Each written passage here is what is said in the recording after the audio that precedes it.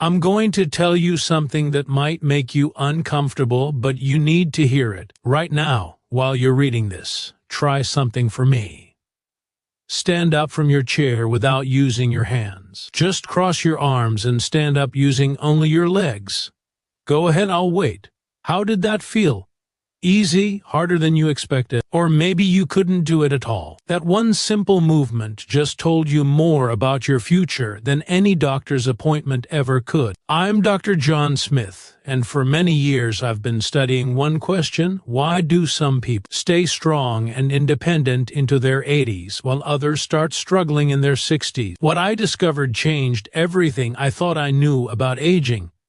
Here's the truth. There are 5 specific things your body needs to do. If you can still do all 5, you're in better shape than most people your age. But lose even one of them, and your independence starts slipping away faster than you can imagine. Let me tell you about Patricia. She walked into my office last week, 71 years old, upset because her daughter wanted to move her into assisted living. "Doctor," she said, "I'm not ready for that.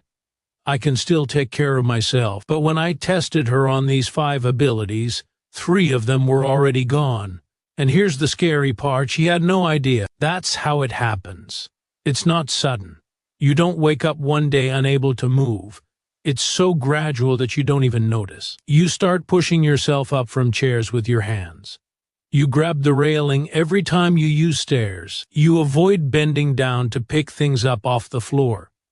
These little adjustments seem normal, like you're just being careful, but they're actually warning signs that your body is losing critical abilities. Let me walk you through the 5 abilities that determine whether you'll stay independent or become dependent on others. The first one is standing up from a chair without using your hands. I already had you try this, but let's talk about why it matters so much.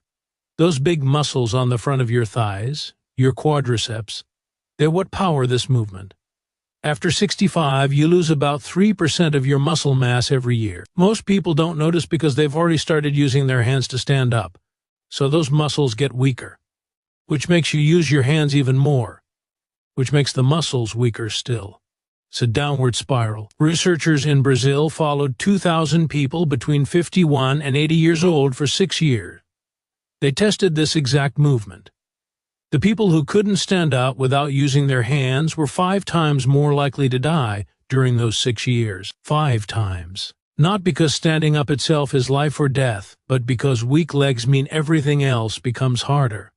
Walking exhausts you. Stairs feel like mountains. You stop going places because it's too tiring. You become isolated. Your world gets smaller and smaller. But here's the part that gives me hope. This is reversible if you catch it early enough.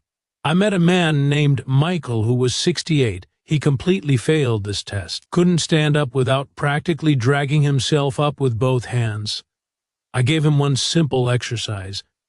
10 chair squats every morning. That's it. Just 10.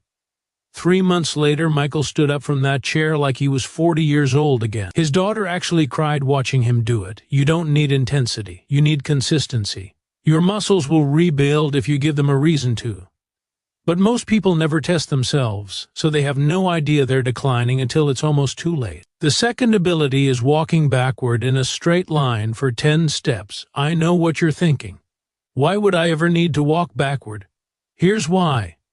When you walk forward, your body is on autopilot. You've done it a million times. But walking backward forces your brain to actively control every single movement.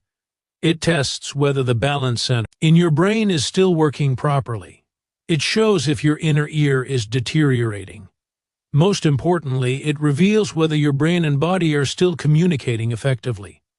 Stand up and try it right now. Turn around and walk backward 10 steps in a straight line. Don't look behind you. Just walk. Did you veer to one side? Feel wobbly?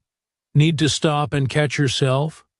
A study from the University of Michigan found that seniors who could walk backward confidently had 40% fewer falls than those who couldn't. And falls are the #1 cause of injury deaths in people over 65. One bad fall can end your independence permanently.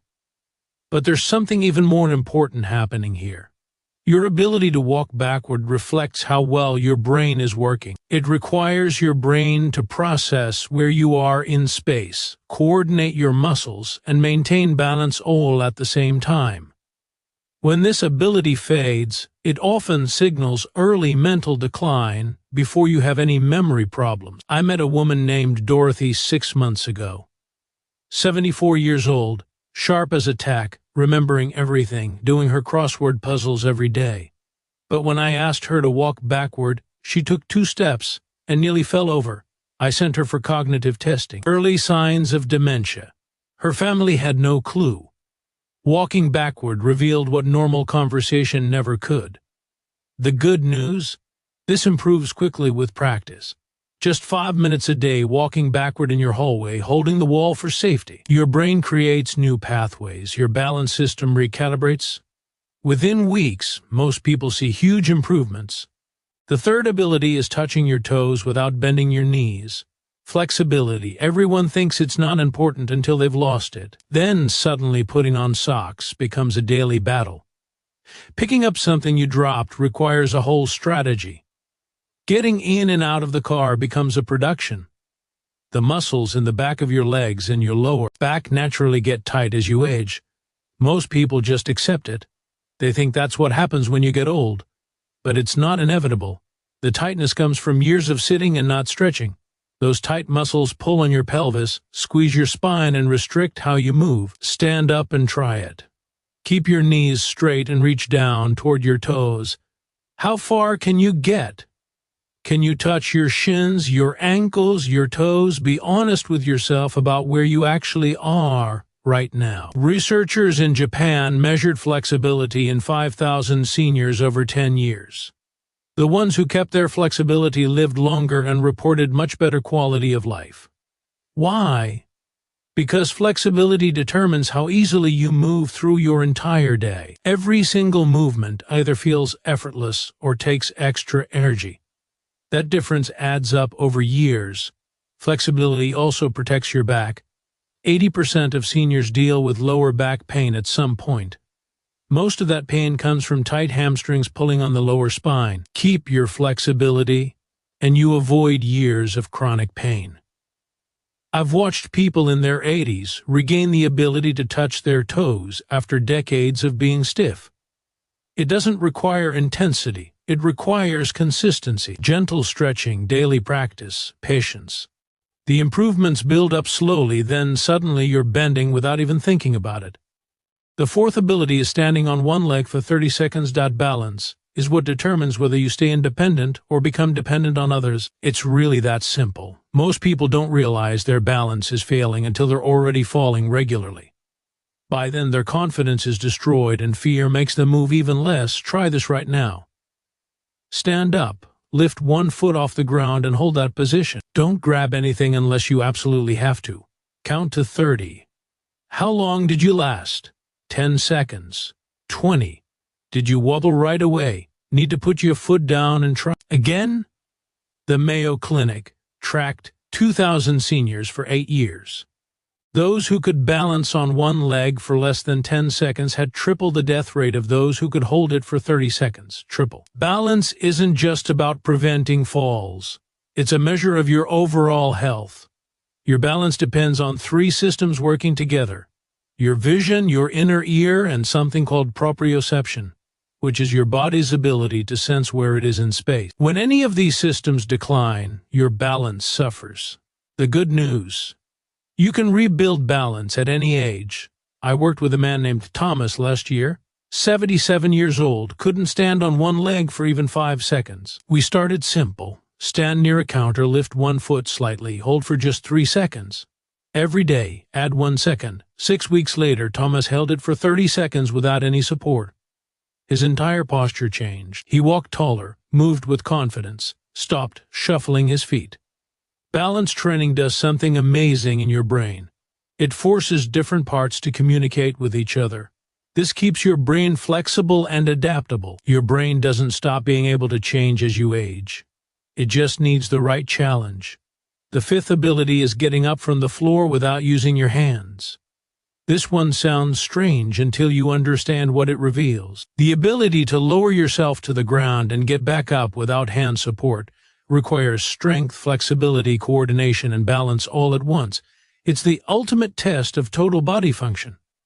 There's actually a formal test for this. You start standing, sit down on the floor, then stand back up. You lose points every time you use your hand, knee, or forearm for support. A perfect score is 10 points. Studies show your score directly predicts your risk of dying. Someone who scores 0 to 3 points has 5 to 6 times higher risk than someone who scores 8 to 10. Don't try this if you haven't done it in years. You could hurt yourself. But understand what it represents. This movement requires mobile hips, strong knees, stable core, and spatial awareness. It's everything your body needs to function independently, all in one action. When you lose this ability, you've lost the reserve capacity that protects you in unexpected situations. A stumble that someone with good floor-to-stand ability recovers from becomes a fall for someone without it. The margin between independence and injury disappears. Most people lose these 5 abilities, so gradually they barely notice until they're gone. You stop walking backward because you never needed to. You stop touching your toes because it got uncomfortable. You stop standing on one leg because it felt unstable. You stop getting on the floor because it seemed unnecessary. Each small loss feels like nothing, but together they determine whether you thrive or barely survive in your later years. Here's what nobody tells you, and this is the most important part. You can rebuild all 5 of these abilities starting today, no matter what shape you're currently in. Your body responds to challenges at any age. Give it a challenge, be consistent, and improvement follows. Start exactly where you are. If you can only walk backward 3 steps, make it 4 tomorrow. If your fingers only reach your knees when you bend forward, that's your starting point. If you can balance for 8 seconds, try for 9. Progress isn't about comparing yourself to anyone else. It's about being slightly more capable next month than you are today. The people who stay independent into their 90s aren't lucky. They don't have special genes. They simply kept asking their bodies to do things that matter. They maintained the abilities that most people let slip away. You don't need a gym membership. You don't need expensive equipment. You need awareness of what you're losing and commitment to keeping it. 5 minutes a day practicing these movements will do more for how long you live than any pill or supplement. I've seen it hundreds of times. Someone in their 70s convinced they're declining. Then 3 months of consistent practice later, they're more capable than they were at 60. Your body wants to work well. It just needs the right challenge. Check yourself on these 5 abilities every month. They're your early warning system. When one starts declining, you know exactly where to focus. Don't wait until you've fallen to realize your balance needed work. Don't wait until you're stuck on the floor, wishing you'd practiced getting up. Your independence 10 years from now is being determined by what you do today, not what you did when you were younger, not what you plan to do eventually, what you actually do today, tomorrow, and the day after that. These 5 abilities are your foundation. Everything else in your life depends on them staying strong. I've tested thousands of people between 65 and 85. The ones still thriving aren't the ones who had easy lives or great genetics. They're the ones who stayed honest about their abilities and worked on them before a crisis forced the issue. You now know the 5 things that matter most. The question isn't whether you can do them today. The question is, what are you going to do about it?